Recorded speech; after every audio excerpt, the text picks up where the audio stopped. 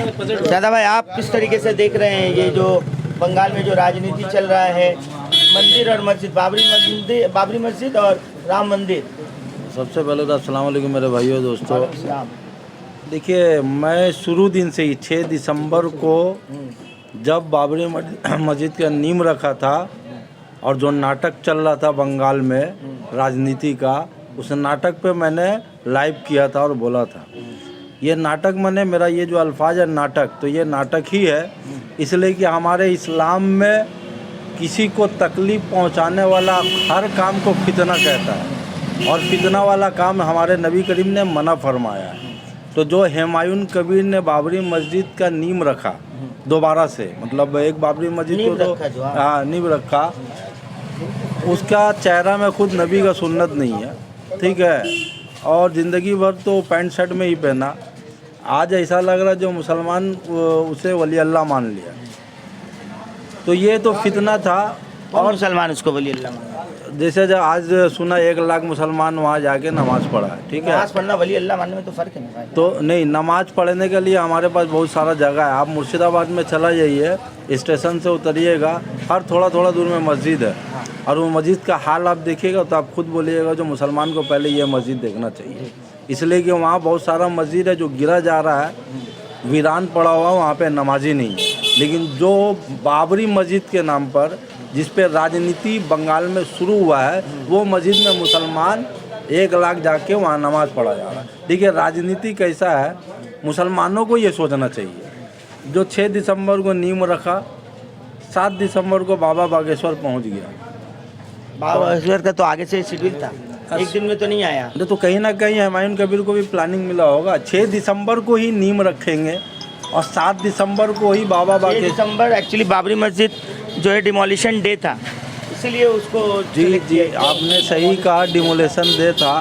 और आपको पता होगा जो बाबरी मस्जिद पर कितना दिनों से राजनीति चल रहा है, हाँ, राम मंदिर और बाबरी मस्जिद पर, वो सुप्रीम कोर्ट के ऑर्डर से मसला सॉल्व हो गया था, ख़त्म हो गया था। राजनीति हिंदुस्तान का जो बाबरी मस्जिद और राम मंदिर पर था वो ख़त्म हो गया था, लेकिन हुमायूं कबीर ने फिर से बंगाल से जन्म दे दिया ये राजनीति को। आपको कौन कह रहा है कि ख़त्म हो गया था? क्योंकि अभी 1 महीना पहले, 20 दिन पहले प्रधानमंत्री नरेंद्र मोदी जी जो है ध्वजारोहण कर रहे थे राम मंदिर का, उसे भी बहुत बड़े पैमाने में टेलीकास्ट किया जा रहा था। तो एक बड़ा तबका है मुसलमानों का जो आज भी जो है बाबरी मस्जिद डेमोलिशंस को लेकर के सेंटिमेंटली जो है उसके साथ जुड़े हुए हैं, जिसका जो है हमने देखा कि लोग बड़ी तादाद में ईंट लेकर के पैसे से हर तरह से सपोर्ट कर रहे थे। तो क्या लगता है वो जो इतने लाखों मुसलमान थे, क्या वो मुसलमान नहीं है, टोपीदारी के साथ थे? आप जैसे कह रहे हैं, पहली बात तो जो टोपीदारी नहीं पहनता, क्या आपके नज़रिए से मुसलमान नहीं है जिनका टोपीदारी नहीं है? और जो भी टोपीदारी के लिहाज में थे, उस लिबास में थे, वो लोग भी थे, काफ़ी लोग चंदा दिए। एक शख्स तो बताया जा रहा है 80 करोड़ से ज़्यादा चंदा दे दिया है। तो इस पर आपको क्या कहना चाहिए? देखिए, बेशक आप जो बात कहा, बहुत अच्छा बात कहा, जो दाढ़ी टोपी रखने वाला क्या मुसलमान नहीं था, लेकिन सच्चाई यही, आप देखिएगा बीजेपी पार्टी में दाढ़ी टोपी रखने वाला भी बहुत सारा मिला हुआ, उसे मुनाफिक भी कहते हैं, ठीक है। मैं जान रहा हूँ जो वो जगह एक राजनीति का हिस्सा है, और यहाँ बंगाल में राजनीति शुरू किया है बाबरी मस्जिद के नाम पर। भाई मैं आपसे ये पूछता हूँ, जो आप अभी मस्जिद बनाएंगे या कोई भी नेक काम करेंगे, तो आप किसके नाम से करेंगे? या तो अपने माँ बाप के नाम से, अपने दादा के नाम से, या बहुत ज़्यादा करेंगे तो अपने नबी के नाम से या अल्लाह के नाम से। मस्जिद मोहम्मदी, शेर खुदा मस्जिद हज़रत अली रज़ी अल्लाह तआला अन्हु के नाम से, ऐसा बहुत सारा, अल्लाह के 99 नाम है, मेरे नबी के 99 नाम है, उस नाम पे मस्जिद क्यों नहीं बन रहा भाई? कॉमन आदमी नहीं बनाया ना, ये तो एक राजनेता बनाया है। इससे पहले भी इनका बयान था कि भागीरथी में गैर मुसलमानों को काटकर बहा देंगे। इनका विवादित बयान शुरू से रहा है, कभी ये बीजेपी में गए, कभी ये टीएमसी में रहे, अभी टीएमसी से निलंबित किया गया है, लेकिन उस वक्त लोग क्यों नहीं इनके बारे में कह रहे थे? और मस्जिद जो है उनको परमिशन नहीं भी दिया गया था, लेकिन कोर्ट से फिर परमिशन मिला उनको, हाई कोर्ट से। सही बात है, उसको तो परमिशन मिला, उसको भी तो राजनीति है, ठीक है। आपको सीधा सा बात बता दूं, जो हम लोग अनभक्त लफ्ज़ इस्तेमाल करते हैं, ठीक है, तो जैसा बीजेपी पार्टी मंदिर के नाम पे अंधभक्त बना लिया। उसी तरीके से हुमायूं कबीर मुसलमानों को बाबरी मस्जिद के नाम पर अंधभक्त बना रहा है। एकदम 100 बात का एक बात। दोनों तरफ एक बार मैंने मेरा लाइव में स्टार्टिंग में ही बोला था, आज मुसलमान बीजेपी के राजनीति में फंस रहा है। आप देखेंगे न्यूज़ चैनल में डिबेट चल रहा है, एक मुसलमान ये, एक मुस्लिम वो, आप देखिएगा। मुसलमान को एक्स बताकर, नाम मुसलमान है लेकिन एक्स है, ठीक है। तो वो बीजेपी का राजनीति का हिस्सा है। बीजेपी तो चाहता है जो हम और अखिलेश या विश्वजीत लाला परवेज हम लोग डिबेट करें, ताकि मेजोरिटी में जो हिंदू है वो एक तरफ हो जाए और मार्जिन बीजेपी के तरफ जाए। तो बंगाल में भी वही खेला है। हर स्टेट में देखिएगा जहाँ जहाँ भी इलेक्शन शुरू होता है, कोई ना कोई मुसलमान हिंदू को गाली देता है या कोई ना कोई हिंदू मुसलमान को गाली देता है और राजनीति शुरू होता है। इसी तरीके से आज धर्म का आड़ पहले लिए जा रहे हैं। आज उसी तरीके से पश्चिम बंगाल में भी यही राजनीति शुरू। आप देखिए जगह जगह राम मंदिर शुरू हो गया। कोई बड़ा इशू नहीं मिला तो ये मंदिर, बस मंदिर काम तो है नहीं, काम तो बीजेपी का कोई काम है ही नहीं भाई। आप देख सकते हैं सिर्फ मंदिर और मस्जिद का ही राजनीति है। बताया जा रहा है कि बंगाल में मुस्लिम समुदाय का जो है एक बड़ा रुझान है ममता बनर्जी की तरफ, और उसको ही जो है उस वोट बैंक को तोड़ने की कोशिश की जा रही है क्या? बेशक उसी आज लाख आदमी मस्जिद में जा रहा है नमाज पढ़ने, क्या और सब मस्जिद में नमाजी नहीं है? या हुमायूं कबीर बोलता है मतलब 5 लाख लोग ऐसे कुरान पढ़बे, तेरा बोलने से पढ़ेगा ना? हम कुरान पढ़ते नहीं है, ना हम नमाज पढ़ते नहीं है। तो जैसे बोले गीता पाठ हो रहा है वैसे कुरान पाठ भी करना ये पलटा हो रहा, तो यही तो राजनीति है। आज काउंटर यही राजनीति है। तो आज मैदान में, ब्रिगेड मैदान में गीता पाठ हुआ, बहुत अच्छा है, इबादत होना चाहिए भाई, ठीक है। लेकिन पलटा मतलब काउंटर उसको देंगे, मतलब माइंड को फाक करना। अच्छा, एक और चीज़ अभी क्योंकि गीता पाठ वाला बात हुआ तो वहाँ देखा गया कि एक जो है वेंडर जो है बेचारे थे, वो वेज चिकन और चिकन पैटीज बेच रहे थे, उसको लेकर के जो विवाद हुआ और उसे मारा गया, इसको आप किस नज़रिए से? देखिए जुल्म तो जुल्म है। ये जो बीजेपी पार्टी है कमज़ोरों पे जुल्म करता है। मैं बीजेपी करने वालों को, जिसने मारा है गरीब को, उसे मैं एक बात कहता हूँ, जो अगर तुम्हारे अंदर हिम्मत है तो 5 स्टार होटलों में चले जाओ, वहाँ बीफ भी मिलता है और पिक का भी मिलता है और बहुत सारा चीज़ मिलता है। तुम्हारे अंदर हिम्मत है तो उसे बंद करवाओ। ये गरीब आदमी है बेचारा, कुछ बोल नहीं पाएगा, कुछ कर नहीं पाएगा। एक तो राजनीति रोटी सेकने के लिए तो गरीबी को दबा देते हैं, गरीब को ही दबा देते हैं। और दूसरा बात देखिए, शुभेंदु अधिकारी मतलब बीजेपी का नेता, मतलब क्या बोलता है, अगेंस्ट नेता, अपोजिशन लीडर, वो उन लोगों को फूल का माला पहना करके इस्तकबाल कर रहा है, चूंकि वो गरीब को मारा है। वो पेटीज बेचने वाला, उत्तर प्रदेश वाला ये कल्चर चल रहा है। ये कल्चर, हाँ, जो उत्तर प्रदेश में होता है वही सेम चीज़ आज बंगाल में देखने मिला। बड़ा अफसोस की बात है।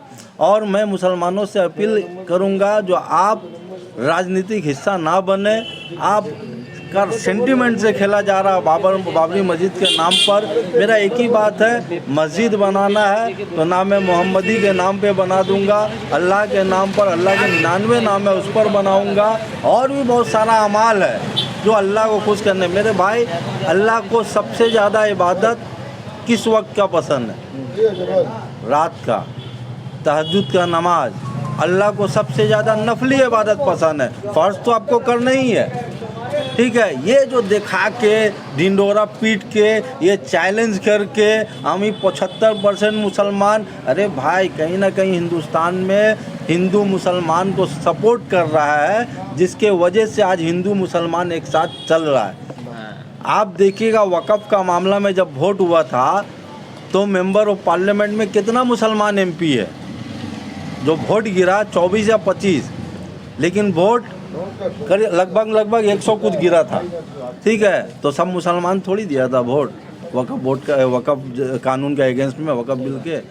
हिंदू भी वोट दिया ना, तो कहीं ना कहीं गैर मुस्लिम भाई मेरे साथ है। आज हम उसको चल, तो अखिलेश मेरे साथ है। अखिलेश का बेटा बेटी मुझे अंकल बाप का नज़रिया से देखता है, हम अखिलेश को अपने भाई का नज़रिए से देखते हैं। विश्वजीत लाला को लीडर मानते हैं, दोस्त मानते हैं, ये तो हमारा भाईचारा है। लेकिन बीजेपी क्या कर रहा है? हमारे माइंड में ढुका दे रहा धर्म की राजनीति। आज हम एक साथ बैठ भी रहे तो दिमाग में बहुत जगह ऐसा है, दिमाग में चल रहा है, पीठ पीछे जा कर के बोल रहा है, बड़ा मुसलमान है, बड़ा ऐसा बोलता है, बस समझे। तो ये जो राजनीति बंगाल में शुरू हुआ, बस यही रिक्वेस्ट है जो ये राजनीति बंगाल में बंद हो। मस्जिद और भी बहुत सारा मस्जिद है, हमने बताया था अपने लाइफ में, कुल्लूबारा मस्जिद भी है जो फाइनेंशियली किल्लत के वजह से रुका हुआ है। ऐसा बहुत सारा मुर्शिदाबाद में मस्जिद है जो गिरा जा रहा है, उसमें गोबर थोपा जा रहा है, मतलब जो बेचता है गोबर का ये बना करके वो थोपा जा रहा है। आप उस पर भी ध्यान दें। सिर्फ बाबरी मस्जिद बोल करके एक सेंटिमेंट से अरे आप ईटा पहुँचा रहे, बहुत अच्छा बात है, आप मस्जिद के लिए करें। अल्लाह का घर बनाना कोई गलत नहीं है, आप अल्लाह के घर बनाए, लेकिन मकसद साफ होना चाहिए। जो मैं अल्लाह के आगे ही झुकना चाहूँगा, ना कि पॉलिटिकल नेता के आगे। अल्लाह ने फरमा दिया वमा खलक़तुल जिन्ना वल इंसा इल्ला लियाबुदून, मैंने इंसान और जिन को सिर्फ और सिर्फ अपने इबादत के लिए पैदा किया। लेकिन ये कैसा इबादत भाई? जिस चीज़ से फितना पैदा हो रहा वो इबादत नहीं होगा, वो आप लोगों की गलत फहमी है। बस बंगाल में जैसे हम लोग मिलजुल के रहते हैं, सरकार टीएमसी का सरकार है, ममता बनर्जी का सरकार है, और हम हिंदू मुसलमान इस सरकार से खुश है। लेकिन और भी एक मसला है इकबाल भाई, जो बहुत सारा मुसलमान, चूँकि हम TNRAT का बंगाल का प्रेसिडेंट है, तो बहुत सारा मुसलमान हमसे खुल के बात करता है। जो दीदी ने वक़्फ़ बोर्ड का लेकर के बोला दिल्ली जाओ आंदोलन करना है, तो देखिए इस बात से मैं भी खफा था और मैंने भी लाइव करके बोला था, ठीक है। लेकिन उसका ये मतलब नहीं है जो हम कोई गलत चीज़ को सामने रखकर अपने आप को मुसलमान साबित करें। हुमायूं कबीर पूरी गलत है, वो कांग्रेस भी किया, TMC भी किया, BJP में रह के मुसलमान को गाली भी दिया, ठीक है। आज वो हमारा रहनुमा बन रहा है, आज बोल रहा है वैसी को लेकर के क्या करेंगे आप? बहुत ज़्यादा होगा, कुछ मुसलमानों का वोट काटेंगे, ठीक है। हमारा वैसी का साथ रह के मुसलमानों का रहनुमा बनने का कोशिश कर रहा है, ठीक है। बंगाल का वैसी है। हाँ, बंगाल का वैसी है, तो आप वही काम करेंगे ना, मुसलमान का वोट काटेंगे, BJP को सपोर्ट करेंगे।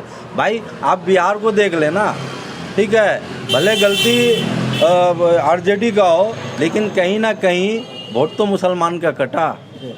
हर सीट में अवैसी 6 सीट मांगा था, चलो उसके साथ गठबंधन नहीं हुआ, वैसी ने 30-35 सीट में अपना कैंडिडेट खड़ा कर दिया। अवस्था क्या हुआ? मुसलमान वोट कट गया।